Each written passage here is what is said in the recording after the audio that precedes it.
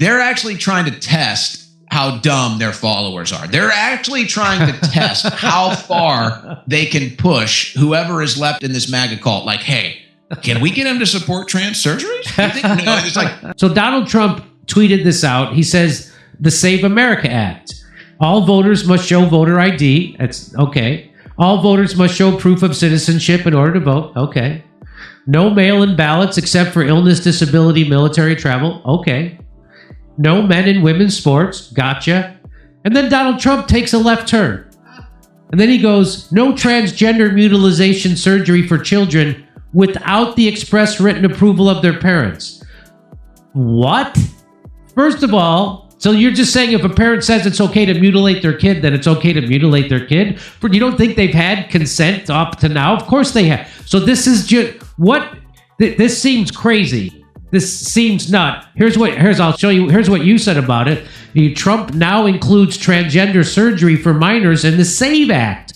Of course, that this will force the hands of Republicans to support trans surgery for minors. Gotta pass the SAVE Act, right? Right? And so he then amended it. After Marjorie Taylor Greene came out and she screamed about it too. I don't have to read it for you, but she went off on him. And he then amended it. The Save America First Act. Here, number 5, no transgender immunization surgery for children. And here's what Marjorie Taylor Greene said about it. She goes, yeah, number 5 changed only because of the huge backlash. Don't be stupid and think it was a mistake or a staffer. He was forced to change it because we all made him, just like we forced him on the Epstein files. Get out of the hive mind, MAGA, or MIGA, or whatever it is now. So what's your response to that kind of development with Trump going to the left on transgenderism? You know, it seems kind of a trivial thing and it happened so fast, but actually it was a very important moment because, as Marjorie Taylor Greene said, it shows that when we push back as a movement, we can get success. We can move even the president, this stubborn president, we can move him when we need to move him. But maybe this is an isolated incident as far as that is concerned. If you go back to, now here's what's even funnier. The MAGA cult, they're all claiming that it was fake. They're all claiming, oh, that was fake. It was a Photoshop. Of course it wasn't. So it shows how the MAGA cult just doesn't live in reality.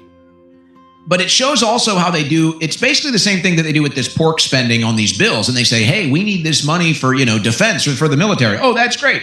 And then you look down at page 226 and, oh, we're pouring whiskey into a shrimp tank to see if it helps them procreate. And you're like, what the hell?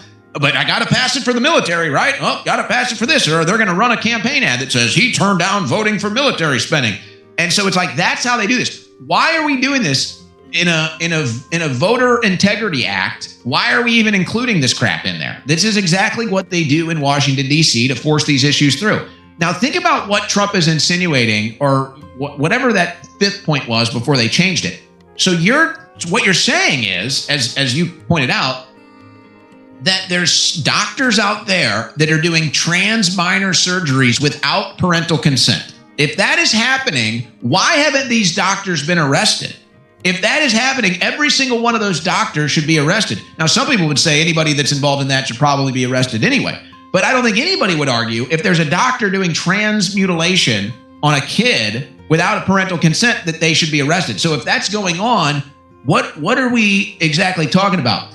But here's in the kind of humorous side of this, I was almost thinking when I read that, that they're having a laugh. I'm like, they're going to see, they're actually trying to test how dumb their followers are. They're actually trying to test how far they can push whoever is left in this MAGA cult. Like, hey, can we get him to support trans surgeries?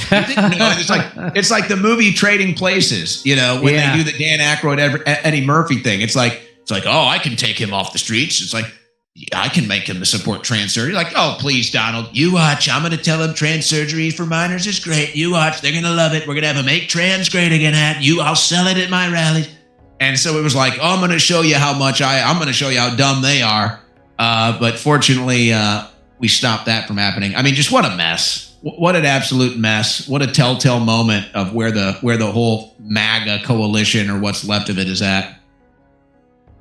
Okay, well, I don't know. I got to wrap it up. I appreciate you making time for us. Thanks again for moving your schedule around. Where do you see this all ending? I think Trump is going to be dead politically, and if there is a midterm, he will be impeached next year, and there will be real investigations. Nick Fuentes is saying that we should all vote for Democrats to fix this. I don't know if that's the solution, but do you have any vision of how this all ends up for the Trump coalition, and is he dead politically? Well, Nick is a younger guy. He's in his 20s, so I kind of understand I understand the sentiment, kind of the young man retribution there. I don't think I could ever vote for a Democrat personally, because I've seen what they do too many times in my life. But that's just me. I don't think it matters, quite frankly. I think the die is already cast. I think the midterms are already not looking good for the Republicans. What's so crazy is with Trump, it's like he is in total control of his destiny. It's only him. And when I see these people that attack me and they're like, oh my gosh, this is going to cost us the midterms. I'm like, oh, wow. You think I have more influence than Trump? I'm flattered. Like, oh, thank you. If you think that me or Fuentes or Carlson or Candace Owens has more influence than Trump, like, wow, that's very flattering. But of course, that's not the reality. This is all on Trump. If he wants to turn it around, he can. No, I think the Democrats win the midterms. I think Texas is in play. I'm telling you, all the metrics from the primaries this week point to Texas being a serious in-play situation for the Democrats for the next 2 election cycles. And it's funny because if that happens, Trump will actually go down as the best Democrat of all time. If Trump allows the Democrats to take Texas, he will be the greatest Democrat in the history of the world. They'll make monuments of him. I mean, talk about an epic shift. They will worship Trump. Oh my gosh, they have California, New York, and Texas. I don't know how Republicans win another election for at least 2 or 3 election cycles if that flip happens. But I think that's really in play at this point. My hope is that it's so bad. They call you an accelerationist, but it's just like, well, I don't know what else do you want us to do. It's like, is it going to get so bad that like people are going to realize you can't vote for any one of these parties and maybe finally a third party emerges? It's like, is it going to get so bad with some of the stuff that both sides are going to say we have to agree on a reform ticket or we're all cooked? So it's like, all right, we make some concessions on different policy issues to actually get a reform ticket in there. But right now, I don't see Trump interested in redemption. I don't see Trump interested in changing face. And, I think that this was kind of it. We'll end with this. To me, this was like the telltale sign of how cooked we actually are. Apparently, so Trump launches the first wave of the Iran strikes. He's at Mar-a-Lago. He's literally whining and dining with millionaires. Like that's literally what he's doing in there with this. It's a campaign fundraiser, I think, or something. Some fundraiser, whining and dining with millionaires, goes and launches the strikes. And then apparently calls Laura Loomer. Like, what are we doing here? She's potentially the most psychotic, bat-crazy person we've seen in the history of political media. Honestly, I can't think of another one. And so I'm like, what are we doing? So to me, that's the sign that Trump is just looking for some praise. Like he knows he's not popular. So here he is. He just made a decision that he knows is going to turn a bunch of people against him because he obviously is a narcissist. He obviously has a big ego. Maybe that can be a good thing sometimes. But in this case, he knows how unpopular this is. So he calls Laura Loomer, who's going to lick Trump's neck through the phone and put an STD on his neck. She's going to drool all over this guy. And he's like, oh, thank God. Oh, it's okay. Somebody still likes me. Oh, that to me was like, we're cooked. If that's where we're at, where he knows the move was so bad that he calls Loomer for some praise, we're cooked. If she has say in this administration and the future of it, we're cooked. You can throw out America First. You can throw out any change of course. You can throw out a redemption arc. He'll go down with the Mark Levins and the Laura Loomers, and that's the legacy that he wants. So that's the legacy he's going to get. Okay, Owen Schroyer, I really appreciate you. Thanks again for coming on. Where should people check you out at?